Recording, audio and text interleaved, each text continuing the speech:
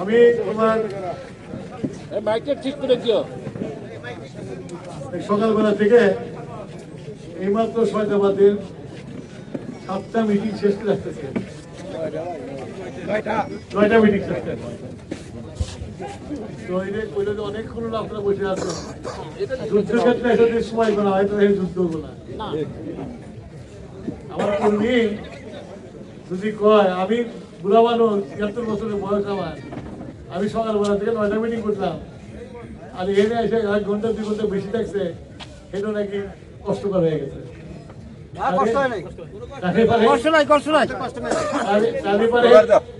এই যুদ্ধটা কিভাবে করবে? আমি তো কই নাই যে ফজলত তুইতে নেবে না। অন্য যে দলটা আছে আগে নির্বাচন করছে আওয়ামী লীগের সাথে, আওয়ামী লীগের রিপোর্ট পাইছে, আওয়ামী লীগ আমাকে রিপোর্ট পাইছে। আর এখন যে নির্বাচন করতেছে এটা করে দেখা যায় না, তারপরে দেখা যায় না। তারা কোনো সময় মসজিদের মধ্যে চুপ করে বসে থাকে, কোনো সময় গ্রামের মধ্যে চুপ করে বসে থাকে, আবার কার মধ্যে কি ঢুকে বসে থাকে কথা করছে। সেই দলের বিরুদ্ধে যুদ্ধ করতে হলে, নির্বাচন করতে হলে পরে আমাদেরও ফজরের রক্ত বা ওই তাহাজ্জুদ করে নামা লাগবে না। দিনের বেলায় মানুষের কাছে যে মানুষের বোঝালেই হবে। তো কতগুলো জিনিস বাজারে আসছে,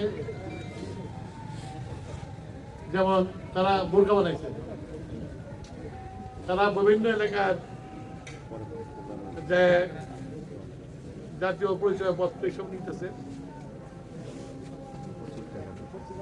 কারা মরিয়া গেছে, কারা বাইকে আছে সেসব নিতেছে।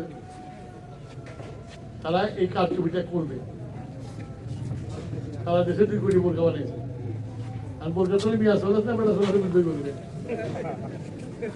হ্যাঁ, তাকে একটু ধরা পড়ছে, বেড়া চলার বোরকা বলে স্লোগান দিতে। তো তালিমি তো আছেই, আমি জানি না কমছে কিনা, বন্ধ করছে অনেক জায়গায়। মানে মানুষের কিন্তু এই দলটা, মানুষের কিন্তু বোরকার সম্বন্ধে যে একটা পবিত্রতা ছিল, এটা নষ্ট হয়েছে। আমি তখন বোরকা দিলে আমার অস্থির লাগে, না জানি ওটার মধ্যে কি আছে। এই যে বোরকার যে পবিত্রতা, সেটাও নষ্ট হয়েছে এই দলটা।